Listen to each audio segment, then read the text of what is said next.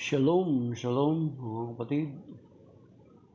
Isang pinagpalang araw ng linggo sa lahat. Okay. Busy tayo itong mga huling araw. That is why hindi tayo nakakapag live dito sa TikTok. So binabati natin yung mga kapwa natin na laging sumusubaybay at sumusuporta sa atin. Especially yung regular natin nakasama, si Rarde Joseph John Quijano, si Kuya Romy Nunez, si Mr. Faith, Iglesia Catoles, at lahat ng mga Katoliko nating kapwa nating Katoliko na from time to time ay sumusuporta sa atin. Maging si Tess Lozano, kaibigan ng aking may bahay. According to her ay nakikinig sa atin or nanonood sa atin. So, binabati ko po kayo na isang pinagpalang linggo.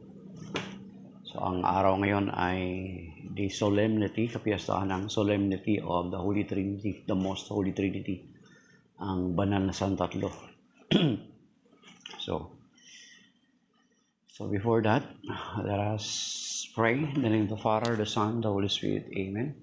I praise you and we thank you, Lord, for your goodness and mercy, for giving us new life today, for taking care of us for the past week, for keeping us safe and sound, for blessing us in all aspects. And we thank you for this new life, another privilege, another opportunity, for these blessings that you have entrusted to us. We thank you and we entrust you this day. And everything that we'll do, we will give glory to your name, and your name be praised now and forever. We ask this through Christ our Lord, that reigns with you, the Holy Spirit, one God, forever and ever. Amen. And in the Father, the Son, the Holy Spirit. Amen. So, shalom, mga kapatid. Ayan. Background natin is yung simbahan ng Most Holy Trinity. Ang Holy Rosary Parish, Ang Holy Rosary Parish ay parokya siya sa Montalban or Rodriguez Rizal. Yan. Montalban or Rodriguez Rizal. Yan yung nila. Yung design ng kanilang simbahan. Parang padub, mga kapatid. Yan. So, shalom mga kapatid. At ngayon babasahin na po natin ang Ebanghelyo. Okay. The Gospel of today is taken from the Gospel according to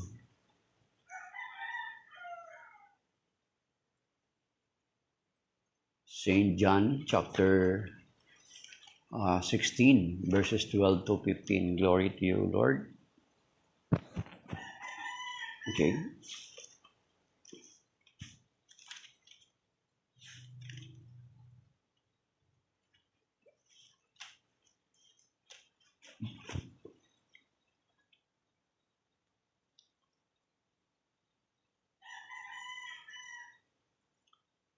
I have much more to tell you, but you cannot bear it now. But when he comes, the Spirit of truth, he will guide you to all truth. He will not speak on his own, but he will speak what he hears and will declare to you the things that are coming. He will glorify me, because he will take from me what is mine and declare it to you. Everything that the Father has is mine. For this reason I told you that he will take from what is mine and declare it to you. The Gospel of the Lord. Praise to you, Lord Jesus Christ. Amen. So ayan, may 13 likes na tayo at may mga dumadaan. Marami tayong dumadaan ng mga kapatid. Okay. So, every time nakapiyastahan ng Holy Trinity, mga kapatid, Most Holy Trinity, usually, ang binabasa nating Gospel ay makikita natin doon sa the Great Commission or doon sa Matthew chapter 28 verses 18 to 20. Yan, makikita natin doon sapagkat doon talagang binanggit yung ay mystery of faith, talagang binanggit yung Ama, Anak at Espiritu Santo. Makikita natin doon sa Matthew chapter 28 na sinasabi doon na go ye therefore to all nations, baptizing them in the name of the Father and of the Son and of the Holy Spirit. So makikita natin dito, sabi rito na verse 19, go therefore and make disciples of all nations, baptizing them in the name of the Father and of the Son and of the Holy Spirit. So makikita natin dito na dito sa usual na ginagamit nating reading is dito sa Matthew chapter 28, 18 to 20 ay talagang binabanggit yung Father, Son, and Holy Spirit. Yan. Ito yung usual na gospel na ginagamit natin, mga kapatid. Kasi binanggit talaga yung Father, Son, and Holy Spirit. Pero sa ngayon, ang ebanghelyo nating binasa ay dito galing sa John chapter 16. Pero kung binabasa natin ng marahan at iniintindi natin ng hinihimay-himay natin ng maayos, ng mainam, ay makikita natin that the Father, the Son, and Holy Spirit is being mentioned in this gospel. At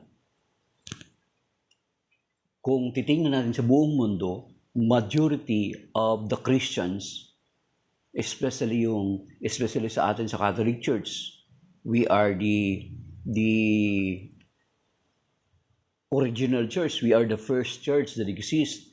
Makikita natin sa mga early documents ng mga documents ng mga unang Kristiyano na andun yung paniniwala sa Holy Trinity, sa banal na Santatlo. At maging doon sa Matthew chapter 28 verse 19, makikita natin doon na sinasabi doon na baptize them in the name, hindi in the names sa mga pangalan, kundi in the name. Ibig sabihin singular. Kasi kung plural yon, na katulad nung sinasabi ng iba nating mga kababayan or ng ibang mga sect at denominasyon na later lang na lumitaw, ay sinasabi nila na tayo ng mga Katoliko, we are believing in three gods. Tatlong Diyos. Kasi Father, Son, and Holy Spirit. Tatlo. Sabi nila. Kasi 1 plus 1 plus 1 plus 1 equals 3. Yun yung argumento nila na kung i-insist daw natin that there is God who is Father, Son, the Holy Spirit, ibig sabihin, tatlo daw ang Diyos natin. Pero that is not the way we count it, mga kapatid.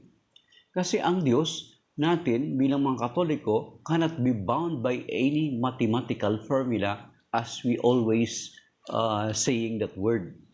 Hindi siya mababound or hindi siya pwede maikulong doon sa any mathematical formula invented by men.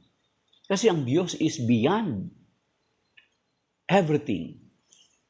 Hindi siya pwede i-contain sa mga mathematical formula na yan. At itong mga tao na ito ay nililimitahan lamang nila ang Diyos sa addition.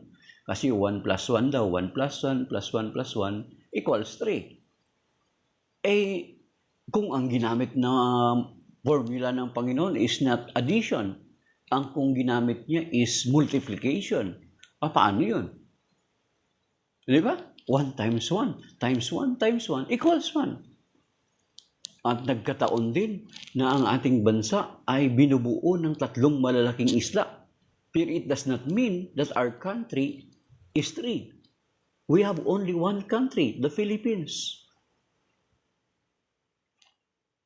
composed of 3 big islands, Luzon, Visayas, and Mindanao. But it doesn't mean that our country is 3. But our country is 1, Philippines. Di ba, mga kapatid? So, tingin nyo kaya nagkataon lang na ganun? They are trying to separate Mindanao or gusto nilang pag-iwa-hiwalayin due to political reason. Mga personal vested interest. They wanted to divide our country. So, ganyan din sa atin. Ang Diyos natin, hindi naman tatlo, kundi isa. Ang bansa natin, hindi naman tatlo, kundi isa. Isang bansang Pilipinas. Binubuo ng tatlong malaking isla. Iyan. Okay.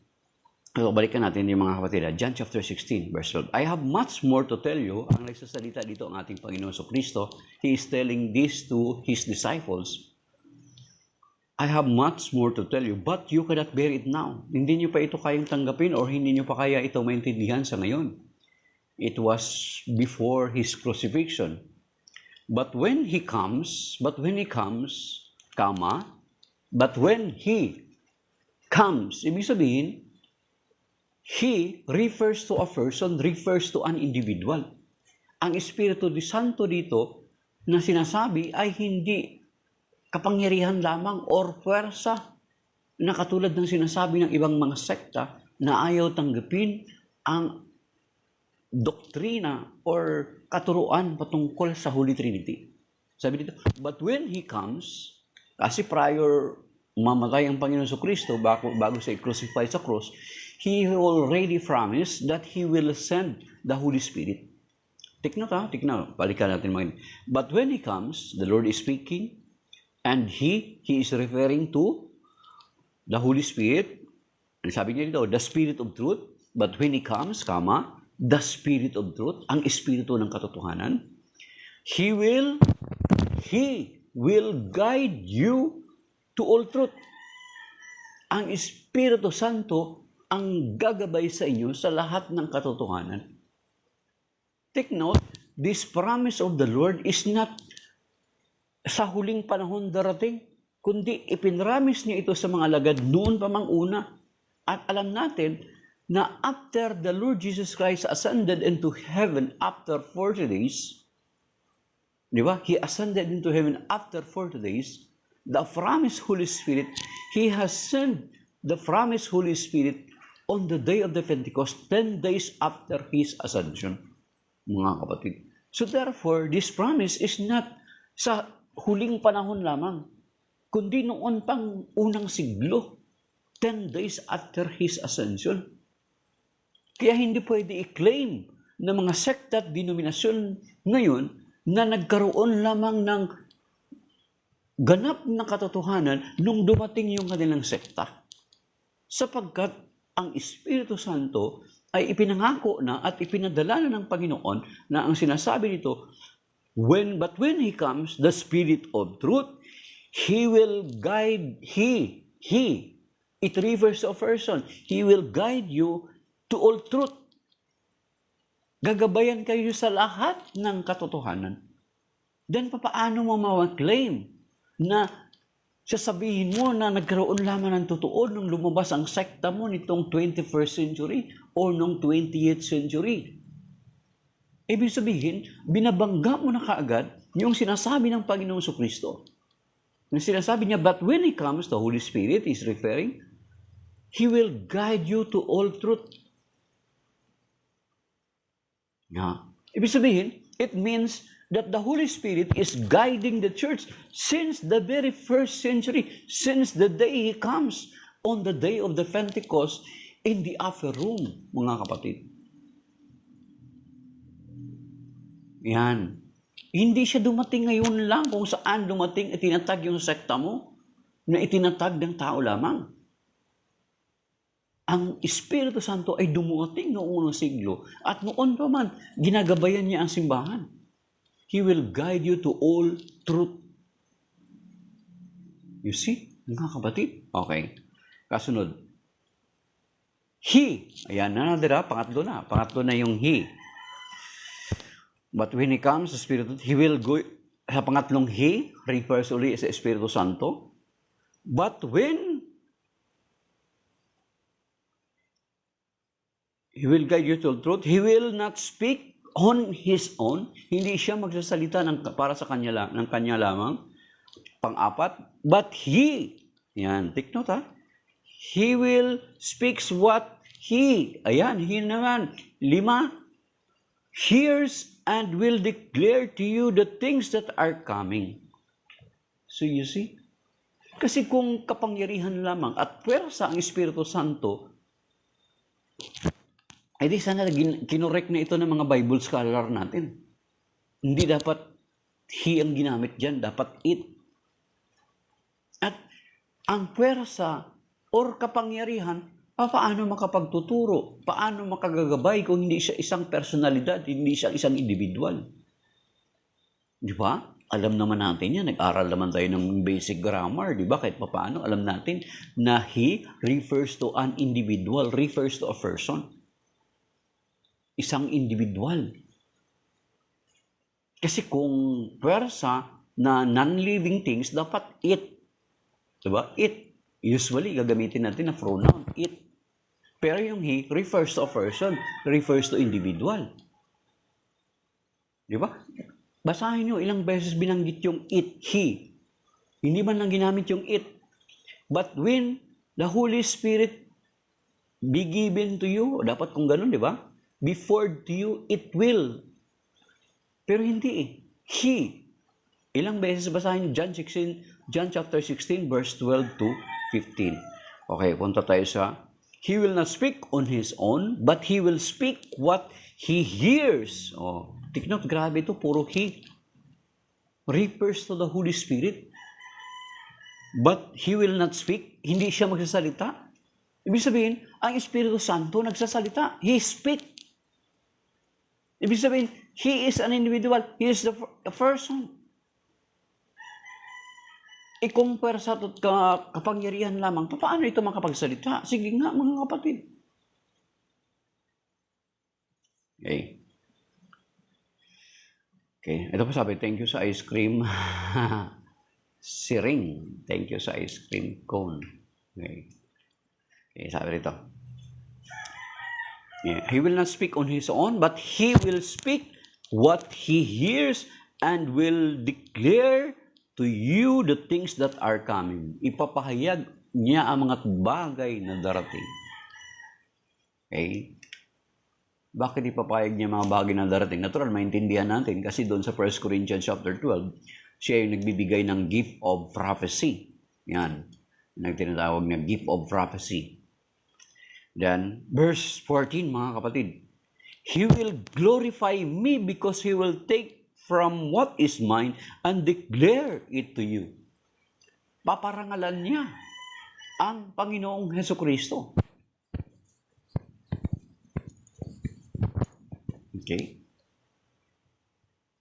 So, nakita nyo? So, ando na, nabanggit na yung ang Espiritu Santo, ang nagsasalita, nagpapakilala ang Panginoong Hesukristo, dalawang katauhan sa pinapaniwalaan nating doktrina na banal na sa tatlo. Then sabi niya, he will glorify me because he will take from what is mine and declare it to you. Verse 15, everything that the Father has is mine. Take note of that. Tapos sasabihin niyo, ang Panginoong Hesukristo, tao lang. Pero ang sabi dito ng Panginoon, outrightly niya sinasabi na lahat na meron ng Ama ay akin.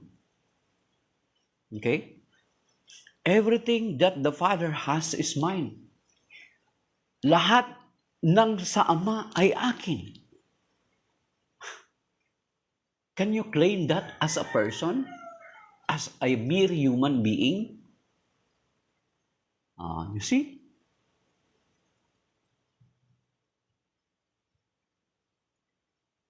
Hindi lang kita niyo mga kapatid. Everything that the Father has is mine. Lahat daw na nasa Ama ay pag-aari din ng Panginoon, ng Panginoong Hesukristo. For this reason, I told you that He will take from what is mine, yung Espiritu Santo, tunutukoy niya, and declare it to you. Yun, nakikita niyo yung relationship? Nakikita niyo yung relationship ng Holy Trinity dito? Basahin niyo mga kapatid, challenge ko kayo, basahin niyo ng maigi. Huwag kayong pumayag na ang ministro niyo lang or pastor niyo lang magbabasa. Kinakailangan niyo rin magbasa. Bakit ang aming sekta, dumating lamang nitong 21st century, ganito yung paniniwala. Whereas, yung mga earliest believers of the Lord Jesus Christ, especially the Catholic Church, who is the church, that is the church that founded by our Lord Jesus Christ, ang paniniwala ganito. Bakit? Dapat nagkaroon tayo ng pagtatanong na ganun. Para makahanap tayo ng, makagawa tayo ng tama na conclusion sa huli. Dapat ganun nagtatanong tayo mga kapatid, bakit ganito? Ano bang side ng Catholic Church? Lalo na ikaw, kung Katoliko ka, nanggaling ka sa Catholic Church, umalis ka sa Catholic Church. Bakit ang Catholic Church is ganito yung paniniwala nila? Bakit? At ang aming paniniwala ay ganito. Bakit? So, that is a time for you to dapat yan yung magmo-motivate sa'yo para pag-aralan mo yung pananampalatayang Katoliko. Ano ba talaga yung pinaniwala ng Katoliko? Unang-una, dapat i-consider mo na tayo sa Catholic Church ay may mga Bible scholar tayo. Nag-aral sila ng mga original languages kung ano yung kahulugan ng original languages. Hindi lang basta-basta tayo nagdideklara ng doktrina na hindi natin inaral ng maigi yan. Ang example dyan, halimbawa mga kapatid, example sa atin sa Catholic Church. Sa atin, example lang. Di ba halimbawa may mga apparition? May mga himala na nangyayari. Talagang hindi maano yan, cannot be denied na may mga himala. Countless of miracles happening sa isang apparition. Pero alam nyo ba sa atin sa Catholic Church, hindi natin basta-basta pinaniwalaan yan. Hindi katulad ng iba nating mga kapatid na ipinost lang sa YouTube. Napanood nila, basta na nilang kaagad tinanggap at gagamitin against sa atin. Sa atin, sa Catholic Church, kapag may mga apparition, may mga miracle na nangyari, countless miracle, hindi ma-justify ng science. Pero alam niyo ba, hindi basta-basta dinideclare ng church as a miracle unless otherwise dadaan muna sa isang masusing pag-aaral. Sa miracle lang yun. Yun yung example ko. Sa mga miracle lang yun. Na bago i-declare ang isang miracle na legit because of that apparition, the Catholic Church is making sure na talagang ito ay miracle. The same with sa mga pinaniniwalaan natin, sa mga doktrina natin. Hindi tayo basta-basta na nag-declare lang, dinefine, hindi invento. Ang simbahan, hindi basta-basta i-define yung isang doctrine. Hindi natin inimbento yung doctrine natin. Kasi ang doktrina natin, ang turo ng Panginoon sa Kristo, dinidefine lang ng simbahan. Hindi basta-basta i-define ng simbahan yan na hindi dinadaan sa masusing pag-aaral. That is why may mga Bible scholar tayo. Alam yung Greek, alam yung grammar ng Greek, Aramaic, Hebrew, mga ancient languages, mga kapatid. Kaya, hindi tayo basta-basta nag-conclude immediately na nabasa, ang Catholic Church hindi nag-conclude immediately na basa lang nila yung Tagalog-English, ayun na yun. Sa atin, hindi. Our church is going back to original sources, Hebrew, Aramaic, Greek, ano ba yung grammar nito? Napaka-importante yun sa atin. Hindi tayo basta-basta, ito, binasa natin sa English, yun na yun. No. Binabalikan ng ating simbahan yung mga original languages. Ngayon, kung patungkol sa pag-iintindi ng mga ganong paniniwala, mas credible ang simbahan. Napaka-credible ng simbahan natin. We have original books, mga original resources natin. Meron tayong library sa Vatican. Grabe yung mga treasure na mga aklat na yun, mga matatanda na mga aklat. Na kung bibilihin, ay grabe, hindi mo pwede mabili sa market ng ilang milyon lang. Mga kapatid? Lahat ng mga aklat, ancient, mga books, meron tayo. Ngayon, sino yung paniniwalaan mo? Yung sektang bagong sulpot lang? Na lumitaw lang? Na wala man lang silang may papakilala na Bible scholar. Di ba? Tapos ikaw, Katoliko ka, basta-basta mo na lang iniwan yung Katoliko mong pananampalataya at pumunta ka sa ibang sekta. Binasahan ka lang ng English, Tagalog na Bible. Tapos, na nadala ka na kagad sa kanila? Hindi mo muna kinoconsider yung pananampalataya mo, yung Catholic Church na iniwanan mo that existed almost 2,000 years na. 1,900 mahigit na tayo since AD 33. Tapos basta-basta mo nalang iniwan, pinagpalit mo sa sekta na nag-exist pa lang, wala pa nga 100 taon, or 110 years old pa lang na sekta. Or ipagpalagay natin, 400 years pa lang, kasi ang pinakamatanda is, ang pinakamatanda is 1517 na itinatag, yung kay Martin Luther.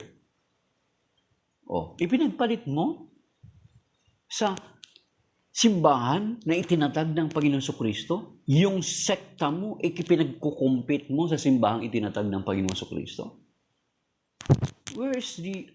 Saan yung ano natin? Saan yung rational natin? Saan yung rational mind natin? Saan yung critical mind natin? Dapat critical mind tayo, mga kapatid. Sa ngayon, especially sa ngayon. Because sa ating panahon ngayon is, ito yung panahon na kung saan yung marami tayong mga resources na pwedeng pagkuhanan ng information. Information age na ngayon. Mga kapatid.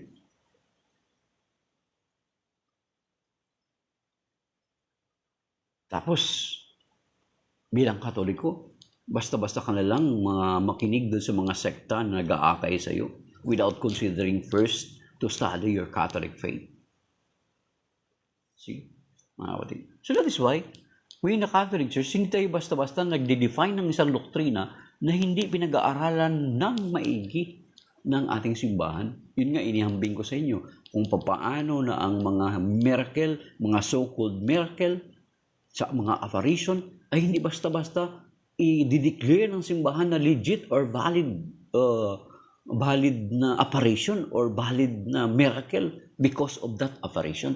Kasi kapag valid yung legitimate yung miracle that happens because of that so-called apparition, ibig sabihin yung miracle na yon ay isang testamento or pagpapatunay that the said apparition is true. O katulad sa atin.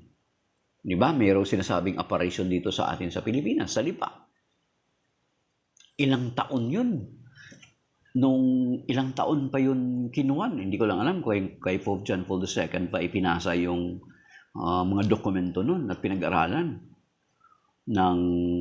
Pinag-aralan yan, may mga committee yan eh. Pinag-aralan ng maigi. Then later, sa panahon ni Pope Francis, diniklara, it was not a legit apparition. Di ba? May nagalit pa. Okay.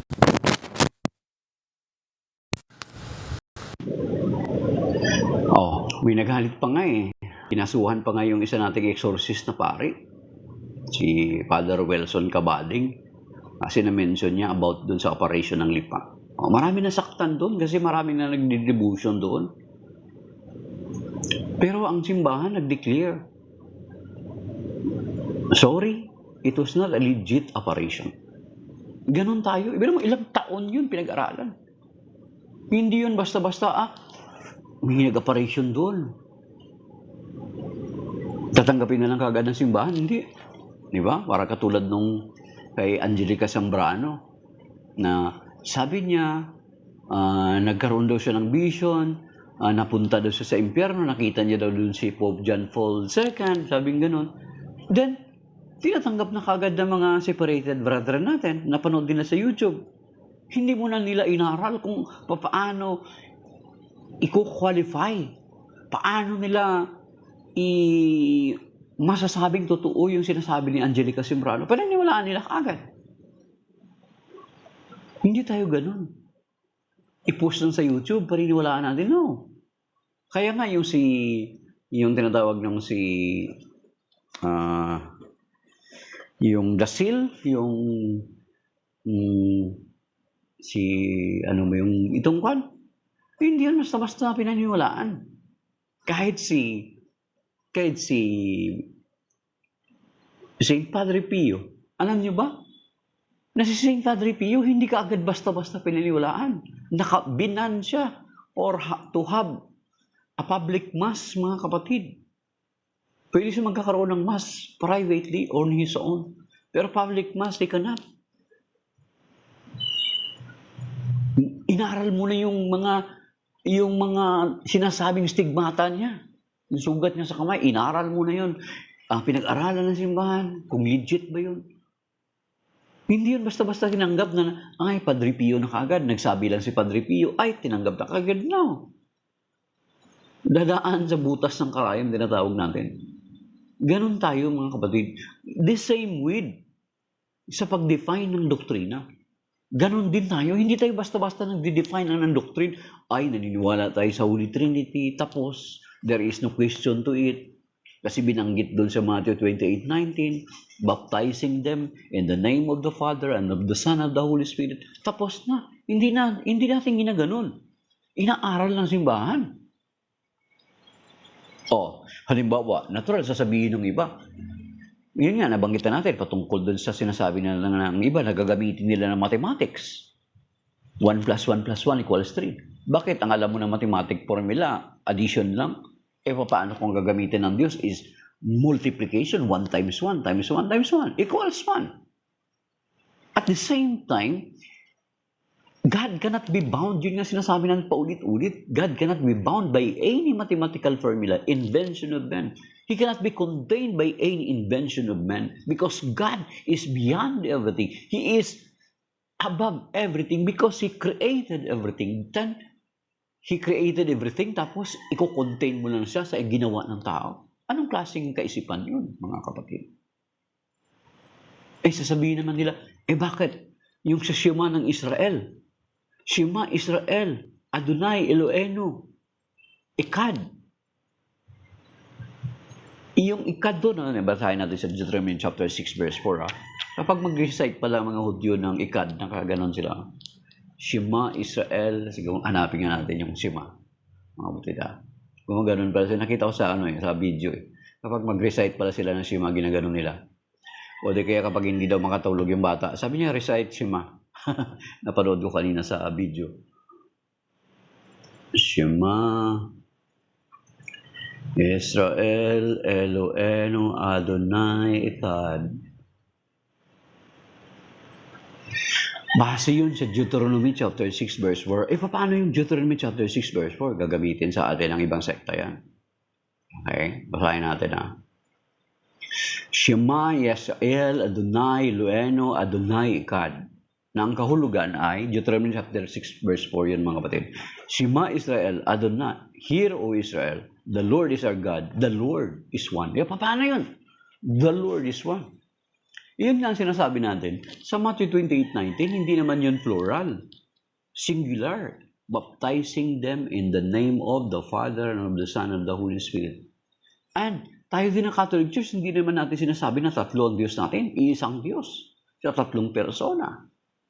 Paano itong Shema Israel, Adonai Eloheinu, Adonai Echad? Yung Echad dito, mga kapatid, na alone, yung Echad dito na alone, ayon sa atin sa simbahan, sa mga scholars natin, sa nag-aral ng biblical languages, ang Echad na salita, itong Hebrew na Echad, cannot be translated in a singular form. Cannot be translated in the singular form, mga kapatid. Even the word Elohim cannot be translated into singular form. Mga scholars natin ang nagsasalita. Then, mag-present kayo ng scholars, refuting our scholars. Ganun lang yun. Scholars to scholars na lang. Ako, meron akong kaibigan sa Facebook na talagang makaintindi ng Hebrew, Aramaic, at saka Greek, makakabasa. At magaling sa grammar ng biblical languages, mga kapatid. My brother Joseph June. So, alam niya.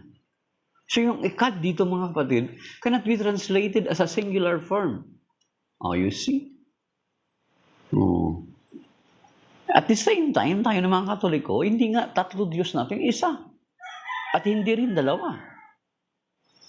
Isa ang Diyos natin, Ama, Anak, Espiritu Santo, one God in three divine person.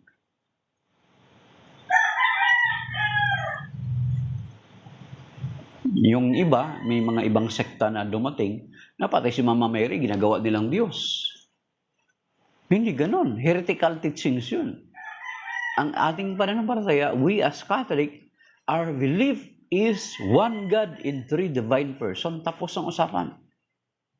Ngayon, kung hindi ka scholar, at yan ay dinefine or pinag-aralan ng mga Bible scholars natin, na mga nakakaintindi ng Hebrew, Greek, at saka Aramaic languages, then, dapat ikaw, na hindi mo naman alam yung Greek, Aramaic, Hebrew languages at grammar ng Bible, eh dapat mag-concede ka na dyan sa paniniwala mo. Mag-submit ka sa Catholic Church who knew very well our faith, who knew very well the Scripture. Ganun lang yun.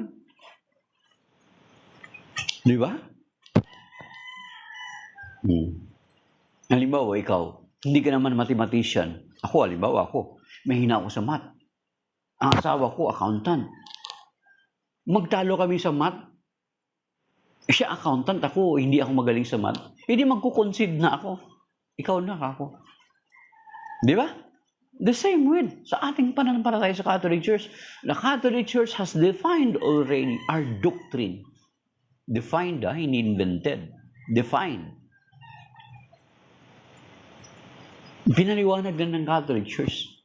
Then, hindi dapat mag-submit na tayo sa Catholic Church. Kasi ang Catholic Church, sinasabi ko nga sa inyo, hindi basta-basta mag-define na isang doctrine na hindi inaaral ng maigi ang ating pinaniniwalaan. Babalik ang ating simbahan sa mga original sources, sa mga original manuscripts, sa mga early Christian writings para i-defend yung bago nila i-define yung ating pinaniwalaan. Ganun yun. Hindi yun nagbasa lang ng English, Tagalog. Ito na. No. Hindi tayo ganun, mga kapatid. Kung hindi naman tayo marunong sa Greek, grammar, at saka Aramaic, let us submit to the Catholic Church because the Catholic Church knew it very well. Ikaw. Sige nga, pastor ka. Ano alam mo sa Greek grammar at saka yung Di ba? Yun yung situation na sinasabi ko sa inyo. Asawa ko, accountant. Ako, mahina talaga ako sa math. Alam niyo ba, nung first year high school ako, bagsak ako sa math ko. Puro lahat pula, 4 na gradings. At the same time kasi noon although katamaran sa pag-aaral, kasi ayaw ko yung teacher ko sa math. Mag-over the backwood ako, manonood ako ng Betamax. Manonood ako ng Betamax doon sa malapit sa highway. So bumagsak tuloy lalo ako doon sa math ko kasi hindi ko pa gusto yung math. Tapos pagdating sa math, makikipagtalo ako sa asawa ko na accountant. No, I will not. The same way, makikipagtalo ka sa Catholic Church na ang sekta mo katatatag lang no 1980, 2010, 2020, 2025. Tapos magsasalita ka ng kung ano-ano sa Catholic Church.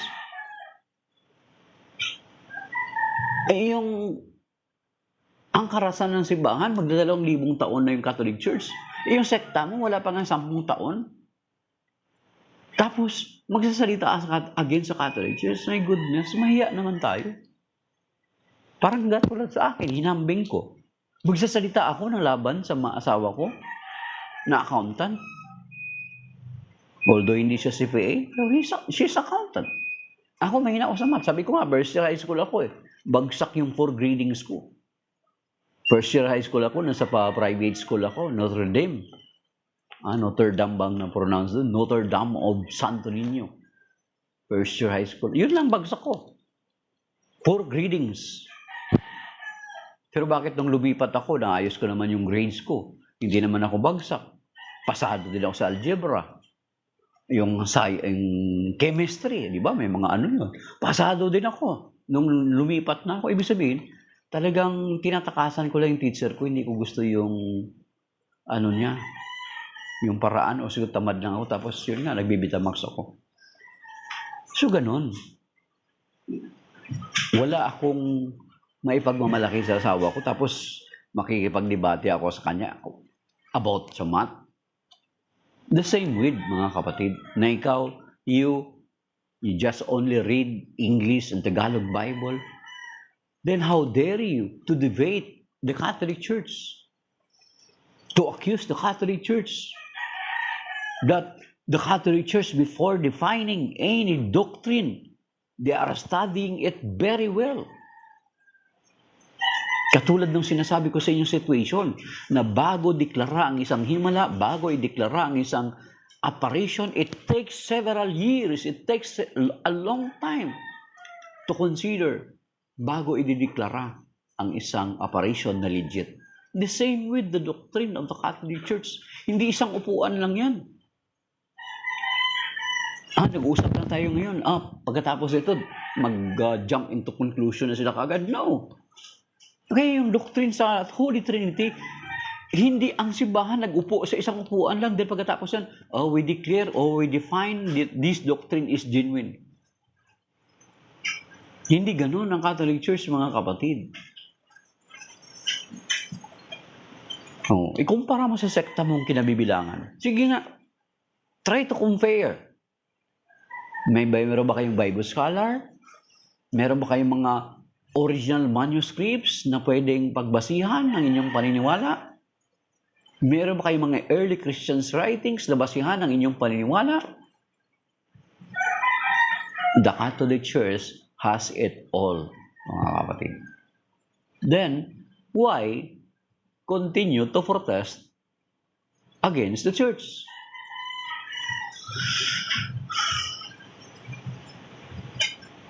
Kaya nga ngayon mga Bible scholar, mga Protestant Bible scholars, mga matatalinong mga Protestant pastors, despite ang laki-laki ng pakinabang nila bilang pastor, iniwan nila yung kanilang pagiging pastor and embrace the Catholic faith. Because the Catholic faith has its fullness of truth, mga kapatid. Hindi hap-hap lang. Patunayan ko, subukan nyo i-click sa YouTube yung Journey Home ni Marcos Gruday. Journey Home sa YouTube ni Marcos Gruday. Si Marcos Gruday, siya yung host ng Journey Home, AWTN. Check nyo doon. Makikita nyo yung mga playlist ng mga converted pastors, mga hardcore pastors who converted to the Catholic faith. Pero mo try to imagine, mag-pastor ka, mag-convert ka sa Catholic Church, ano ang magiging consequence nun? Mawala ka ng ikapo, mawala ka ng mga love offering, mawalan ka ng simbahan, yung mga pinundar mo na gamit in your name, hindi mo makukuha. Yung mga area na pinundar mo, hindi mo makukuha. Example, sample ko sa'yo. Dito lang sa atin sa Pilipinas, si Brother Noedora, when he converted to the Catholic faith, yung pinundar niya in his name as a pastor, as a founder of his sect, anong ginawa sa kanya?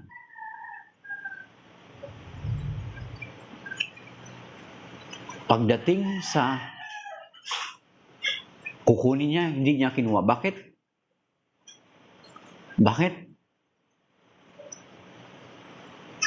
Kinaso, magpapile ng kaso mga membro niya, yung mga leaders sa simbahan niya. So hindi niya nakinuha. Lahat ng ari-arian na pundar niya in his name, sa inatay niyang sekta, mga kapatid, hindi niya po nakuha. Si Brother Bo Gakrama, Virgilio Gakrama, mga kapatid, yung pinundar niya ng mga gamit, mga ganda, mga organ, mga lahat, hindi niya po napakinabangan, mga kapatid. Hindi niya nakuha. You see, ganun mawala sa iyo. Mawalan ka ng ikapo, mawalan ka ng love offering sa mga tao. But despite of that, they still choose to embrace the Catholic faith. Okay. Kada Domingo simba, Lunes hanggang Sabado libak, sabi ni Boss GN. Ay, yung mga tao na yan ay talagang, GN, ay mananagot yan pagdating ng araw sa Panginoon na hindi nila isinasabuhay ang pananampalataya. Pero hindi yan hindi yan makaka-deny ng authenticity ng katotohanan na inaaral ng Catholic Church. Mga kapatid. So maybe that is by now, mga kapatid, kasi shalom sa ating lahat, at yan ang ating solemnity of today is the solemnity of the Holy Trinity. At makikita natin dito sa ating ebanghelyo na binasa, John chapter 16, 12 to 15, na ipinapakita yung presensya or yung isa sa ang passage na ito ay isa sa mga nagpapakita ng about the doctrine of the Holy Trinity. At ang ating Diyos ay hindi natin bibilang as tatlong Diyos, kundi isang Diyos na may tatlong persona.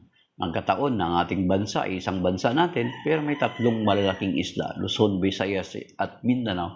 But it does not mean that our country is three, but one country, the Philippines. The same with the Father, Son, the Holy Spirit. We have one God in three divine persons, mga kapatid. And that was defined by the church that scrutinized so intensely, studied so intensely before it was defined and presented to the faithful, mga kapatid. Ivans, late ka. God bless you. So that is by now, mga kapatid, shalom, and may God bless. Pagpalain nawa tayo ng Panginoon sa araw nito. Gabayan niya tayo tapat nubayan. Iligtas tayo sa mabigat mga pagsubok, sa mga malulubang karamdaman. Iligtas tayo sa stroke, sa cancer, sa hypertension, sa kidney failure, sa anumang mga malulubang sakit. At nawa patuloy na comfort at paggaluban ng Panginoon ng biyaya. Ang asawa ni Brad Calex na isang dating pastor for 37 years, converted to the Catholic faith. Si Brother Dominic Navarro ay patuloy ng comfort ng Panginoon na isang Catholic lay preacher. I-bless nawa sila ng Panginoon. At iba pa nating mga kapatid na nangangailangan ng tulong at biyaya. At maging tayo, iligtas nawa tayo ng Panginoon sa mga mabigat, mga pagsubok, sa mga disgrasya, at maging sa mga bagay na beyond our control. So that is by now, mga kapatid, shalom. May God bless us and keep us safe and sound sa araw na ito. A blessed Sunday sa ating lahat. Salamat sa 497 likes at saka yung mga nag-tap ng screen kanina. At yung mga natira pa, si Van, si Ring, si Brother Joseph, si John Blackpool, si Mes M. At minsan si Miss Tess Luzano daw, kaibigan ng kaklase ng aking may bahay, ay nanonood. Yan, binabati natin. Maging yung mga silent supporter pala natin na sa Facebook. At maging sa YouTube, pinupost ko ito sa YouTube for future reference. Kung walang manood, ako nanonood sa sarili ko. So that is why now, mga kapatid. God bless and keep us safe and sound.